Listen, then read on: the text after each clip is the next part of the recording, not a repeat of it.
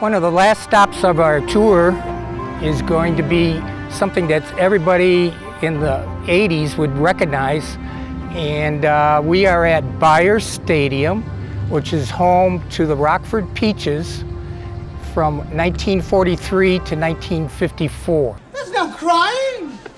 There's no crying in baseball! Why don't you leave her alone, Jimmy? Oh, you zip it, Doris! The Corps started rehearsing here early 80s to probably close to like early 90s almost. And there used to be a full stands here that were completely stone and cement, and that eventually just deteriorated to where we couldn't even use it anymore.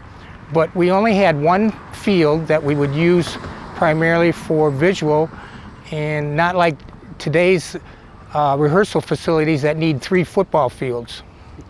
What do you think, Ron? Well, there's a lot of history in this place, and you know, that for a while I don't even know that there was a school in that lot. We could rehearse there as well, but your vantage point here is you're looking at what would normally be the 50-yard line.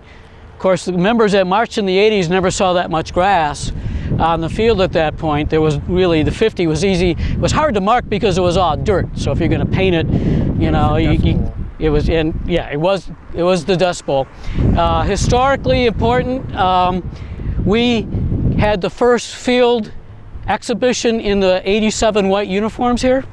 So the members got to change in a parking lot, and the uniform ladies were like, you know, they were going nuts because there was so much dirt here, you know, dust and stuff, that those new white uniforms were in jeopardy of needing to be cleaned as soon as we wore them the first time. So where we're standing here used to be the bleachers. The stands. The stands. Well, they were more than bleachers. They were old cement stands that went pretty high up, and there were lights as well. So they weren't all functional, but when we practiced late in the day, there were 2 switches. There was a switch behind the field that did the back set of lights, and the front side was in the stadium tunnels. And I had usually the duty of being the one to go turn the lights on. So when it rained here, and when it rained a lot, the water would run from the sidewalk here into the stadium lower level. And to turn the lights on, I would have to go ankle deep into water and flip a switch that looked like one of those Young Frankenstein scenes where, you know, they're pulling the switch down.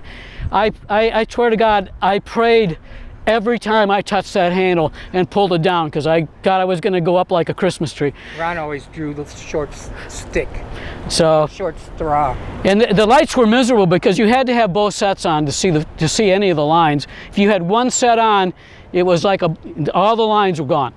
You were just marching blindly and stuff. So there were no bathrooms here. So for any Corps member who needed to use the facility, they had to wait, or go under the stands, by the way, which there were no bathrooms, and then wait for a bus to take them. We did have meals here, and usually after like a weekend rehearsal, we had bags of garbage that needed to go somewhere. When Beyer did build, we'd sneak over there and dump our garbage in Beyer's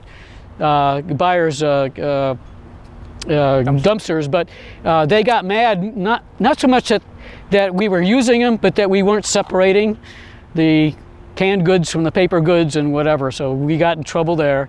So we were like having to load up all of our garbage on equipment trucks and move them somewhere else. So there were things that didn't work here, but we didn't pay anything for this stadium when we used it, and we didn't pay anything for the lights. So they were very generous to the Corps for a number of years, and I don't know what we would have done for a long time without it, because it was a great facility because of the height of the stadium to do rehearsals in. At that time, John Berzali, Jim Wren, Marty Hurley, and Dr. Dan Richardson, they were pretty much the design team, and this is where they established themselves at one point in time and put their names on the map in regards to being inducted to the DCI Hall of Fame. And it was a great scenario for the staff. We used the stands for height so that we were able to at least get some height to see the visual.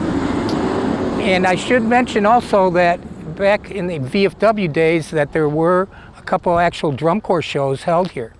Right. And so this was one of the locations other than Boylan High School in Rockford that we had a drum corps show.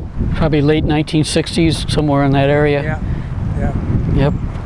So here it is, Beyer Stadium. A lot of sweat, dirt, and effort went into here, and we were pretty successful with the stuff that we did.